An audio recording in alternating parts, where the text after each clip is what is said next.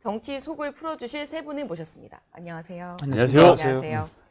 빠른 이슈 선점과 차가운 이성적 분석으로 아이스 펀치를 날리는 강찬호 중앙일보 논설위원 오셨습니다. 네, 안녕하십니까. 불편한 얘기도 강찬호입니다. 네. 정치 외교, 죄송합니다.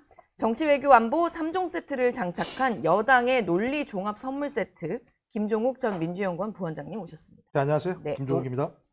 야당의 야무진 야망남, 꿈이 뚜렷한 남자 이민찬 국민의힘 미디어특위 부위원장 오셨습니다. 안녕하세요. 안녕하세요. 주말 잘 보내셨습니까? 예, 주말 덕분에. 잘. 국제도 국내도 여러 가지 일이 있었던 네, 것 같은데. 맞습니다. 이제 강찬호 위원님 어떤 속부터 먼저 풀어볼까요?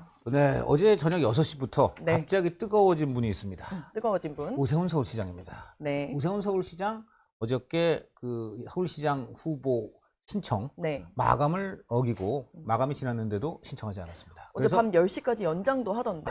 그러니까요. 그것도 좀 이렇게 좀 당이 스타일 구겼는데 어쨌든 오세훈 시장 초강수를 뒀는데 그 오세훈 시장의 속마음이 뭐냐? 한마디로 오심이 뭐냐? 오심. 예. 그 오심하지 않고 제대로 저희가 측정해 보겠다. 아. 이렇게 말씀드리겠습니다. 네. 오심이 늘 항상 스포츠 경기에서 문제가 되죠. 아, 그렇죠. 네, 그래서 저희는 오심하지는 않고 네. 오심의 진정한 속내가 뭔지 음. 제대로 진단하겠다 말씀드리겠습니다. 일단 네. 우리가 이제 알아봐야 하는 오심. 네.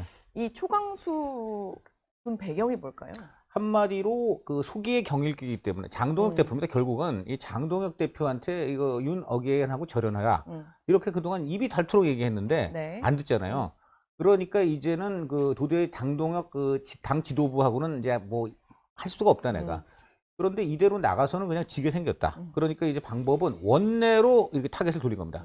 그래서 이 우리 의원들이 이제 네. 대표가 말을 안 들으니까 의원들이 의총을 열어서 의원들이 이제 당 차원에서 윤과 절연하는 것을 결의해 달라는 겁니다. 정리를 좀 해달라. 예, 그래서 이렇게. 지금 사실 이 타겟이 장 대표가 진짜 타겟이지만 겉으로는 이제 타겟이 일단 의원들이 된 겁니다. 그래서 어저께 들어보니까는 송원석 원내대표 쪽하고 네. 계속 연락을 했대요. 송원석 원내대표 쪽에서 네. 계속 연락을 한 거예요. 이게 오세훈 진위가 시장 뭐냐, 쪽이랑. 뭐 우리가 어떻게 하면 좋겠냐 여러 차례 이제 했는데 그리고 오 시장 입장은 이제 한결같은 겁니다. 한마디로 그 의원총회 열어가지고 그 윤하고 윤 절연하는 거 결의해달라. 당의 입장으로 해달라.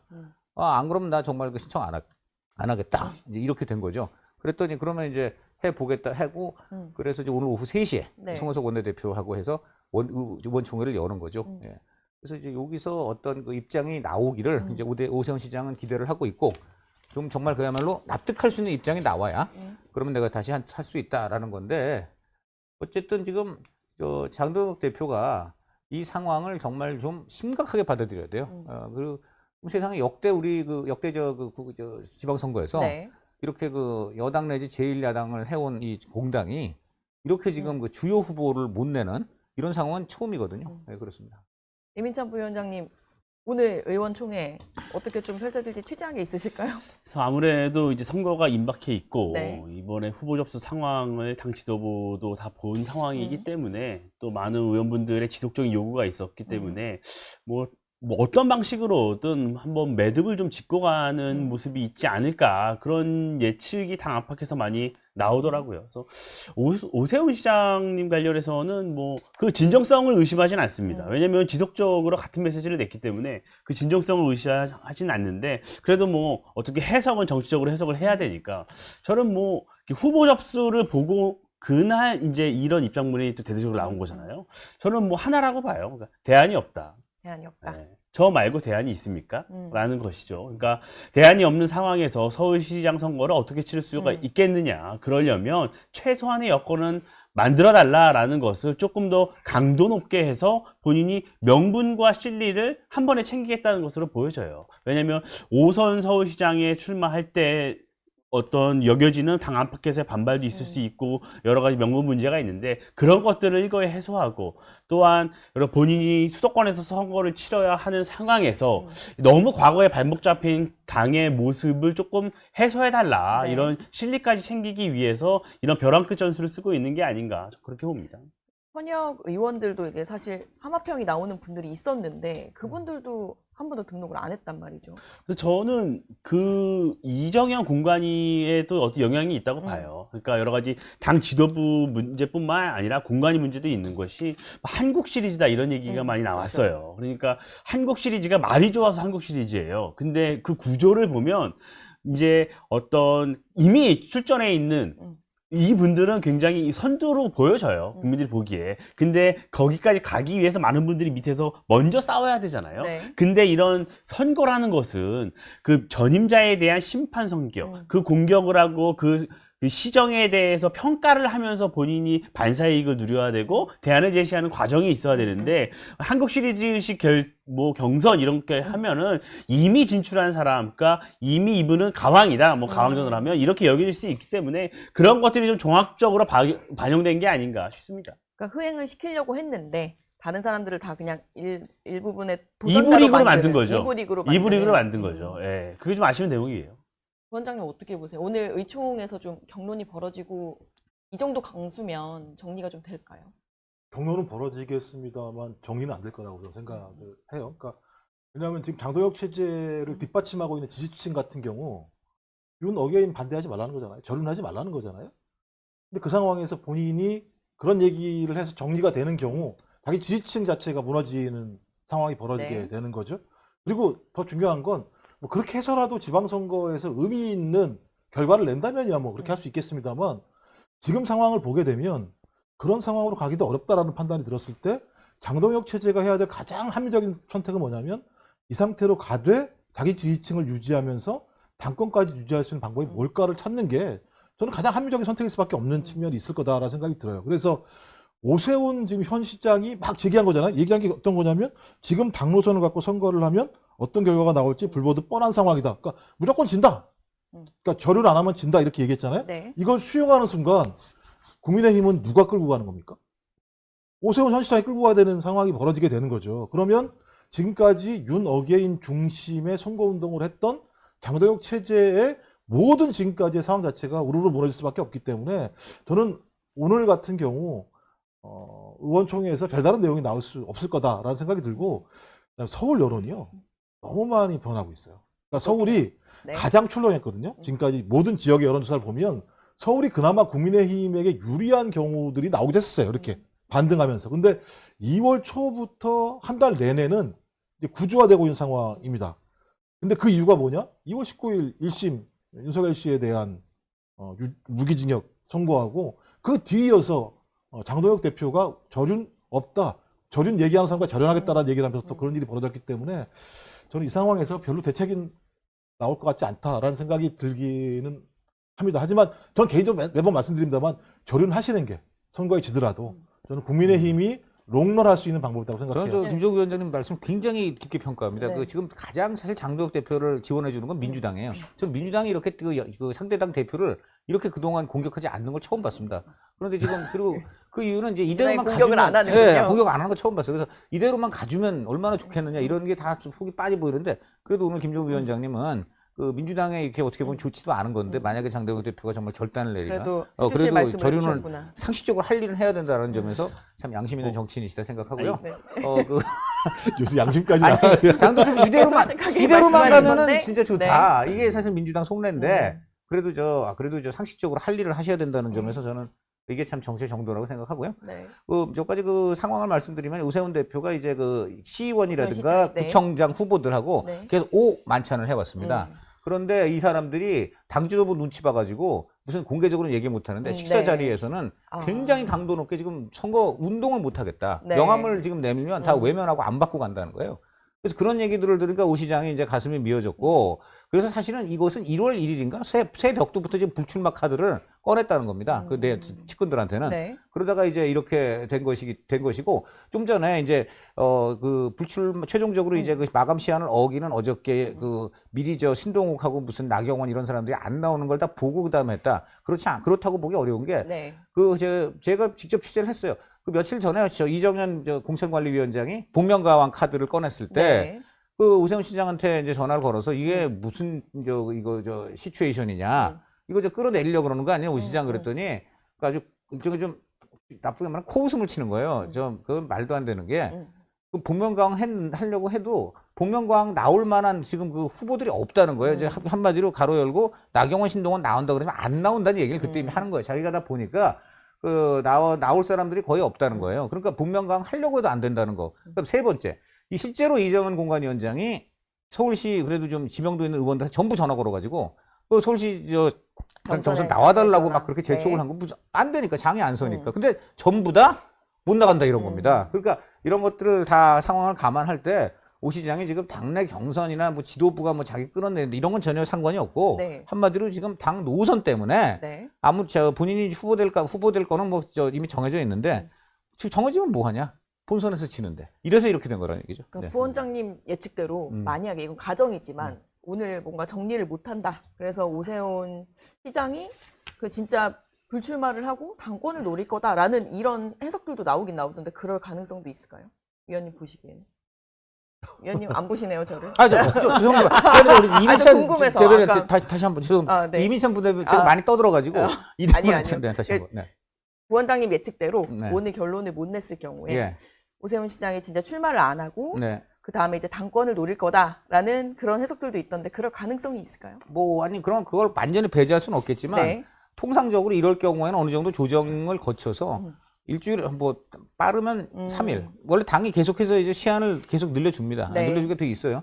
그래서 이제 빠르면 3일, 늦어도 일주일 안에는 어떤 형태로든 결단이 날 겁니다. 물론 좀 전에 그 진행자께서 말씀하신 대로 네. 그럴 가능성을 완전히 배제할 수는 없습니다. 하지만 제가 볼 때 지금 장동혁 대표가 그동안 해온 말이 네. 서울시장하고 부산시장에 직을 걸겠다 그랬거든요. 적어도 서울하고 부산만큼은 네. 이건 나도 책임지겠다고 그랬어요. 그러니까 이 부분에 대해서는 저는 어느 정도는 서로 간에 조정이 되지 않을까. 좀 전에 우리 그 김정욱 위원장님께서 말씀하신 대로 장동혁 대표가 뭐 완전히 그야말로 그 자신의 그 기반 자체를 무너뜨리는 수준으로 할 것인지 그거는 조금 저도 좀 의문인데 어떤 형태로 좀 봉합을 하는 좀 이런 그 선언이 나오지 않을까 이런 좀 기대를 해보고 있습니다. 네. 알겠습니다. 이민정 부위원장님 계속 바라보셔가지고 그렇게 네, 되면 마무리 네, 말씀을. 파국이죠. 그렇게 낼 수는 없을 거라고 저는 아니 보고요. 그 노선 변경을 한다 그러면 파국이라고. 아니, 아니. 안에서 그렇게 해서 불출마까지 이제 된다면 불출마까지 된다면 그렇죠. 파국이죠. 아니, 네. 저는 뭐 원래 당에서 지지율이 높고 후보가 많으면 지도부가 우위에 있어요. 근데 후보가 없고 지지율이 낮으면 후보 우위로 갑니다. 네. 그것도 뭐 장동혁 대표도 지도부도 모르지 않기 때문에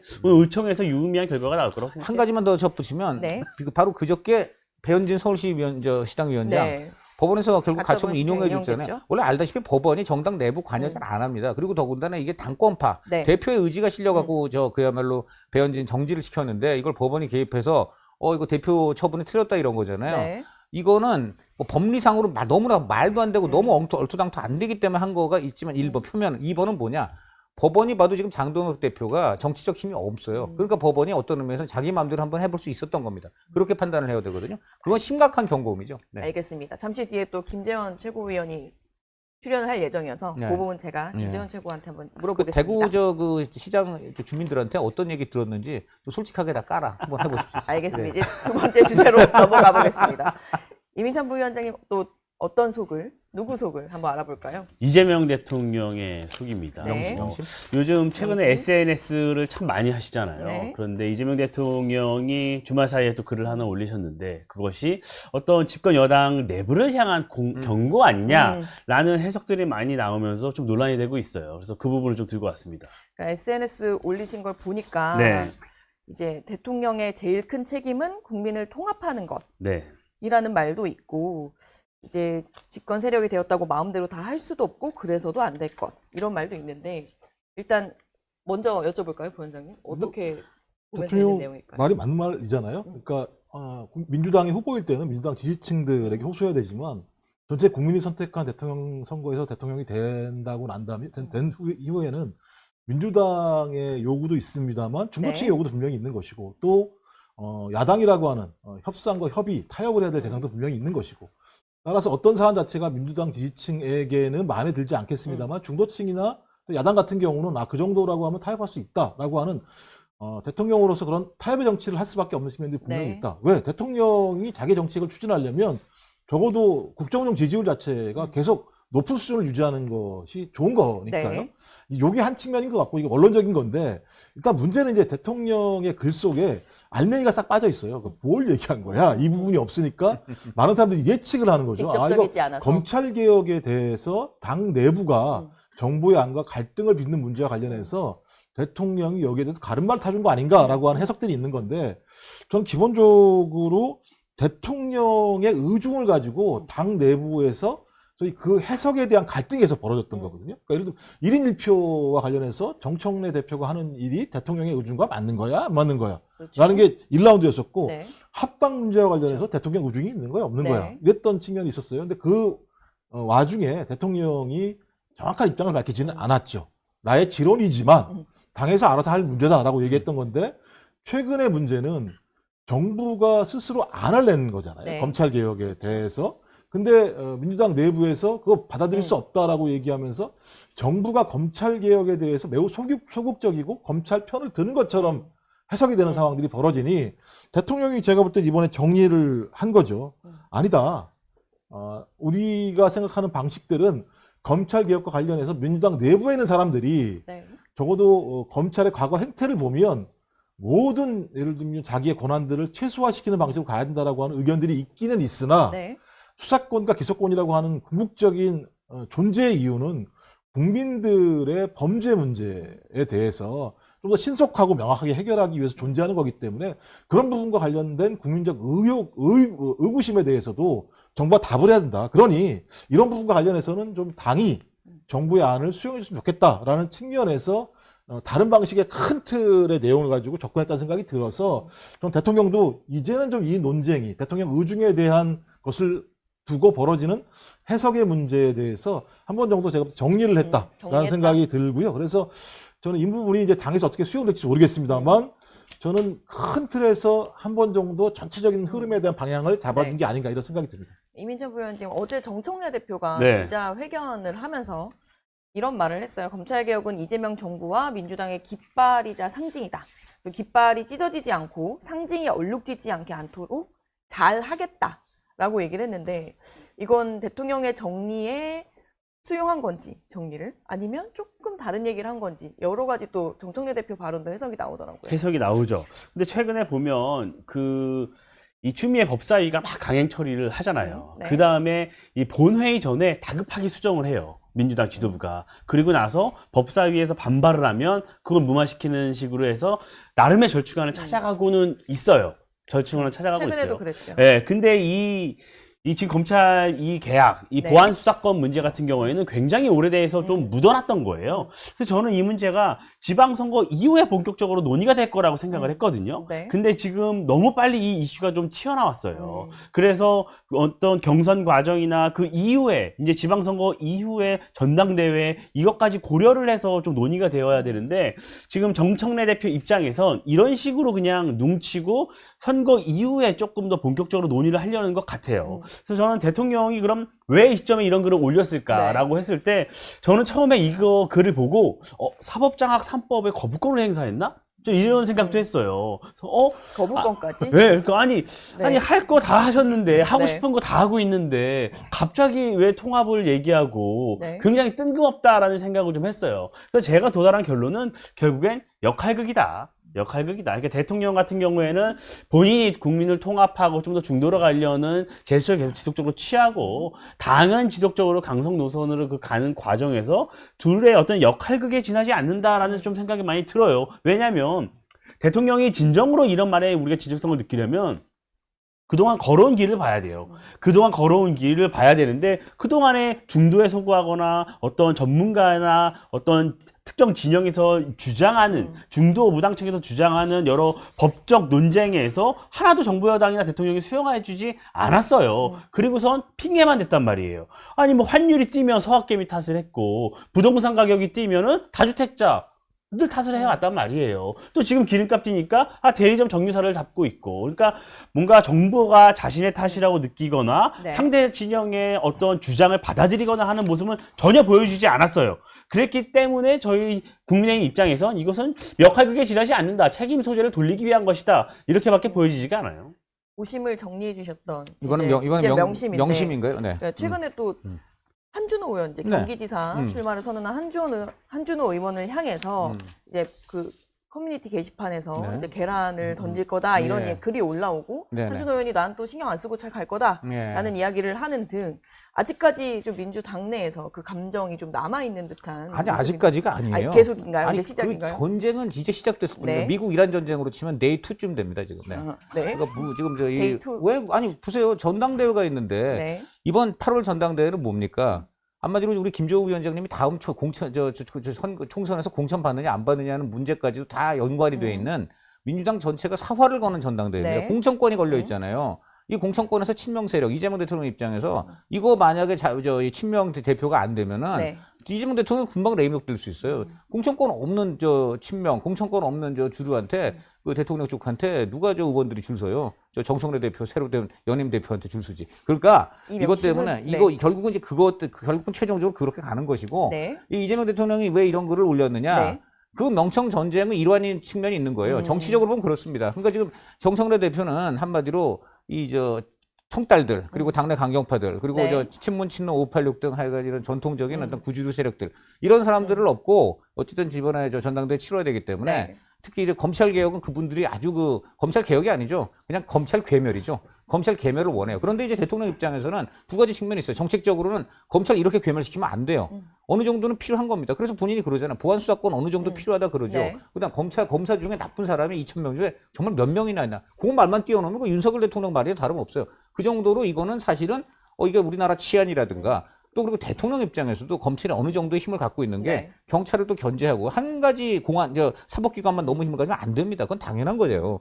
그러니까 이제 이런 여러 가지 것을 갖고 법무부도 정성호 장관도 그런 입장일 것이고 이런 네. 건데 그건 정책적인 거고 정치적인 것은 바로 이 검찰 괴멸을 이제 어떤 정치적인 수단으로 이용해서 당 헤게모니를 잡으려는 정청래 세력을 견제를 해야 되고 하니까 그런데 이 정부의 특성은 뭐냐면 당무 개입이나 공천 개입은 절대 하면 안 됩니다. 바로 그걸 트집 잡아서 윤석열 정권을 무너뜨린 정권이기 때문에 당무 개입에 디귿만 나온다고 그냥 난리를 쳐요 이분들 당무 개입 안 하신다고. 그러니까 이런 굉장히 추상적이고 도대체 뭘 얘기하려고 이런 것이냐 이런 게 나온 건데 저는 정청래 대표가 정면으로 받아버렸다고 봅니다. 받아버렸다. 그럼 입법권은 당에 있다 그랬잖아요. 대통령이 아무리 그러셔도요. 저희가 입법 자체, 법 만드는 건 저희가 할 테니까 저희한테 맡겨주십시오. 이래버린 거예요. 그러니까 이거는 절대 물론 이제 정청래 대표도 집권당 대표이기 때문에 너무 당내 강경파 100% 다 수용하지는 네. 않습니다. 그래도 최소 몇 프로씩 수용하니까 정부에서 난리가 나서 이제 이런 걸 한 거고요. 그래서 이것은 지금 하여간 명청 전쟁이 계속 가고 있다는 분명한 증조이고 그다음에 이제 개인적으로 본다면은 네. 지금 김민석, 김어준 세게 붙었잖아요. 그런 가운데 이제는 불이 경기도로 옮아갔습니다. 그래서 이제 한준호 이분을 겨냥한 네. 비명계 또 친청계 이런 분들이 이제 계란 테러 무슨 이런 이제 공세까지 나오는 건데 이런 부분들이 앞으로 굉장히 우리 국민들께서 눈여겨 보셔야 됩니다. 이 집권당의 말입니다. 지금 집권 1년도 안 돼가지고 네. 이렇게 그냥 거의 대등한 이런 두 세력으로 쪼개서 이렇게 전쟁을 벌이고 어떤 주요 정책을 놓고도 다 뒤에 정치적 배경이 있는 이런 지금 어떤 쟁투를 벌인다면은 이거 굉장히 안 좋은 겁니다. 네. 네, 지금 여기는 정청래 대표는 맞받았다. 네. 그리고 입법권 역할극을 당에 했다. 있대잖아요. 여러 가지 해석을 해주셨는데 근데- 부원장님 한번 정리를. 출신이니까 잘 아시잖아요. 뭐 이렇게 하는 거죠. 이렇게 안 했던 적이 있었나? 그러니까 인정하시죠? 매우 특이하게 이때만 이랬던 게 네. 아니라 네. 정치인들이라고 하는 것이 정치적인 자기의 스케줄에 따라서 자기의 선표를 네. 가지고 계산을 하는 거죠. 네. 근데 그 선표가 계산 자체가 네. 자신의 독주와 독선이 아니라 대중의 여론들을 살피면서 가는 건 음. 정치 상식적인 방식이라 생각이 드는 네. 맞는 거라는 말씀이긴 말씀을 한데. 드리고요. 네. 또 다음에 역할놀이 말씀하시는데 역할놀이는 아닌 것 같아요. 역할은 왜냐하면 역할은 아니다. 역할놀이라고 말씀하시면 당에서 강경 노선이 압도적으로 위여야 되잖아요. 그렇지 않잖아요. 오히려 강경 노선 자체가 당 의원총회를 통해서 오히려 정부안이 받아들인 상황이기 때문에 역할놀이 개념은 아니다라는 말씀을 드리는 거고요. 그다음에 또 하나는 당연히 6월 지방선거도 이기고 8월 전당대회에서 또 자기 쪽 사람들이 이겼으면 좋겠다라고 하는 것은 정치를 하는 사람들이 가지고 있는, 왜냐하면 정치라고 하는 것들은 일정한 자기의 권한들을 네. 가지면서 권한 행사를 통해서 그 권한 행사가 대중적으로 어떤 여론조사가 높아지게 되고 신뢰를 받게 되는 과정들의 반복 아니겠습니까? 근데 6월 지방선거 같은 경우는 제가 볼 때 지금 민주당의 큰 문제는 야, 이거 분명히 이기는데 압승하겠네? 라는 생각이 강한 거죠. 그러니까 6월 선거보다는 8월 전당대회에 많이 갈 수밖에 없는 측면이 분명히 시선이 있어서 글로 가 있군요. 이 문제와 관련해서 지금 정부 같은 경우나 대통령 입장 같은 경우는 그게 중요한 게 아니다.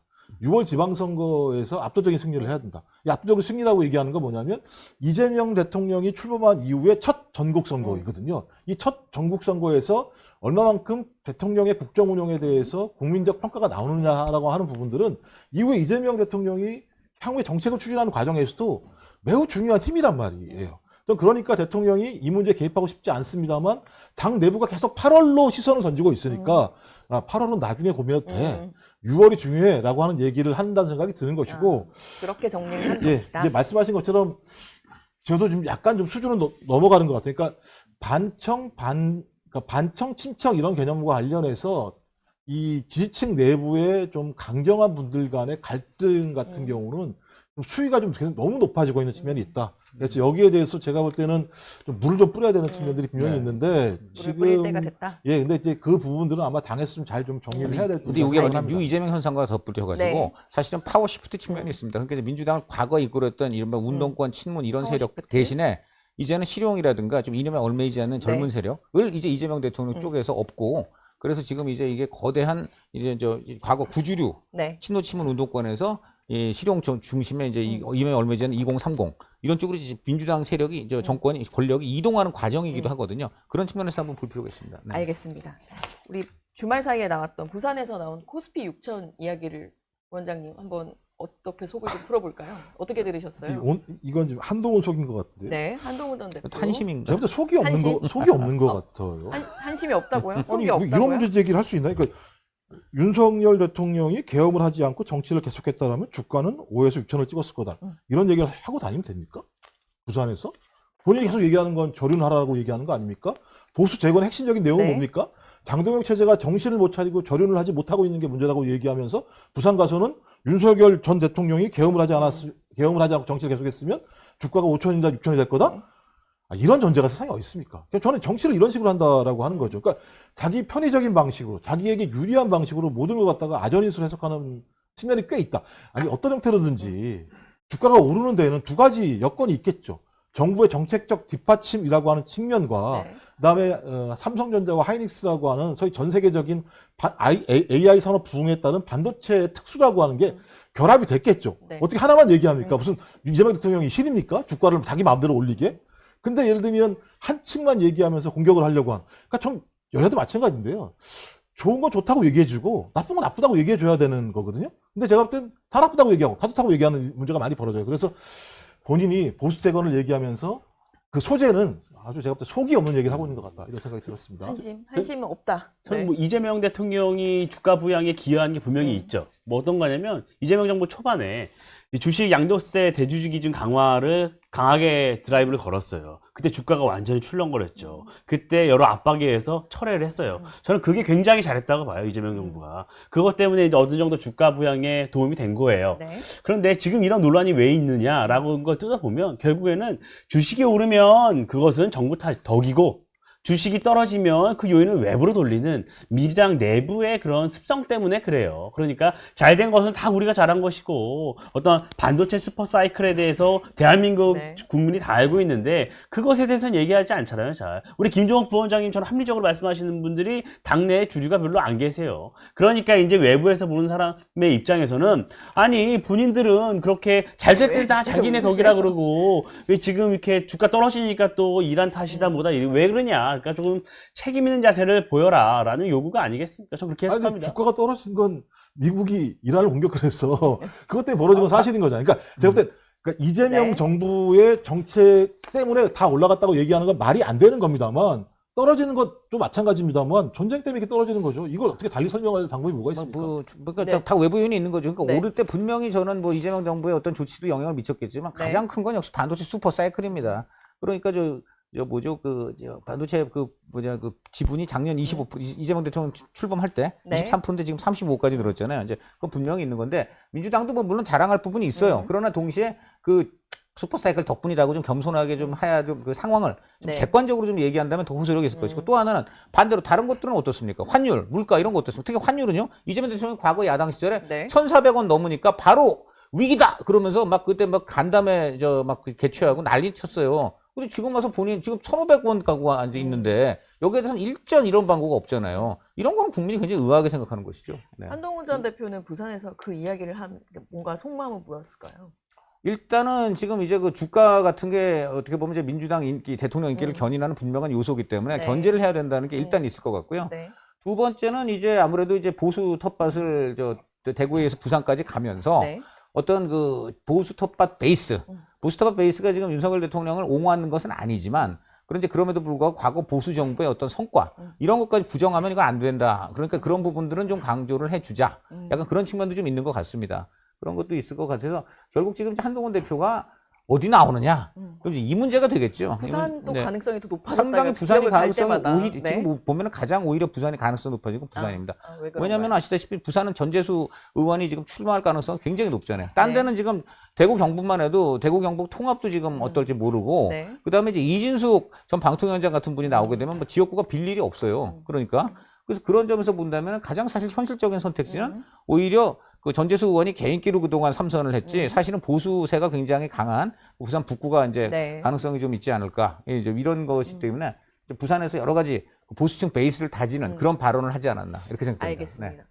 한심 더 하시고 싶은 말씀 있으세요? 네. 한심. 안심, 전 뭐 국민의힘에서 한동훈 전 대표에 대해서 더 많이 언급하는 건 별로 온당하지 않다고 봐요. 아니, 네, 당 밖에 사람, 당 아니, 밖에 뭐, 사람. 네. 아예 온당하지 않고 뭐 갑자기 이렇게 정확하게 선을 그으시니까. 아, 네, 아니 뭐당 네. 밖에 계신 분이니까 네, 뭐 네, 온당하지 네. 않고 뭐 이래라 저래라 말하는 게 뭐 서로에게 별로 도움이 안 된다고 봅니다. 예, 그냥 알겠습니다. 냅두세요 그냥. 왜 이렇게 또 의견이 합치되네요. 네, 알겠습니다. 오늘 정치 속풀이 여기까지 하겠습니다. 감사합니다. 감사합니다.